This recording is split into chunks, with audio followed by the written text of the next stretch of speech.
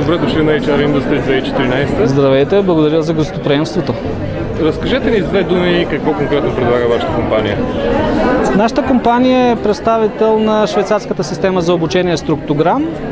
Това е една система за обучение, която се използва в тренинги за така наречените меки умения. Като започнете от развитие на уменията за общуване и комуникативните умения и стигнете до лидерство, управление на времето и така нататък. Очевидно, че вие имате по-различен подход от повечето компании, които предлагат услуги в тази насока. В какво всъщност е спецификата? Спецификата е в модела, върху който е базирана самата система. Това е един модел за изследване на човешкия мозък. Самия автор на модела е професор Пол Маклин. Той е бил американски професор, изследовател на мозъка, на еволюцията на мозъка най-общо казано. В резултат на неговите изследвания един немец, който се казва Ролф Ширм, развива тази система за самооценка, наречена биоструктурен анализ, защото анализира влиянието между отделните обособени части на човешкия мозък.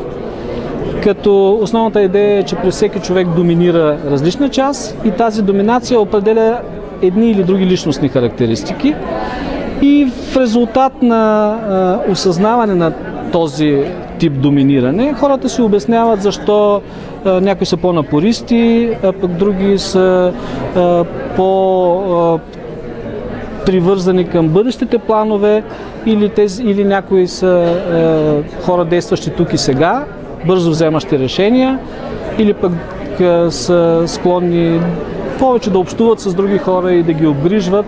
Така че този модел им дава добра ориентация как биха могли да се саморазвиват в професията си от една страна и бързо, което е още по-голямо предимство, бързо разпознаване на това, кого имат пред себе си.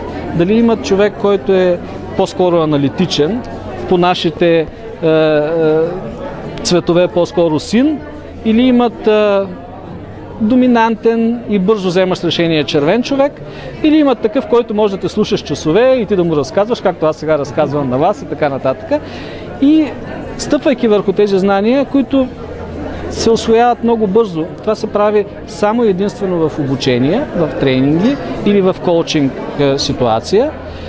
Самите хора се ориентират много бързо в модела, разпознават себе си, започват да разпознават останалите и си обясняват едни или други събития от ежедневието с помощта на този модел и, разбира се, правят планове как да развиват у себе си едни или други характеристики. Тоест, когато вие започвате един тренинг, всеки участник трябва сам да се самоопредели какъв типаж е, за да може успешно да върви напред. Точно така. Всеки един участник получава наръчник, в който има самооценъчен въпросник. Това не е психологически тест, метричен, който измерва много точно различни характеристики на личността, например. Това е просто един самооценъчен въпросник, който дава възможност хората да се ориентират в модела и да видят какъв е техния профил.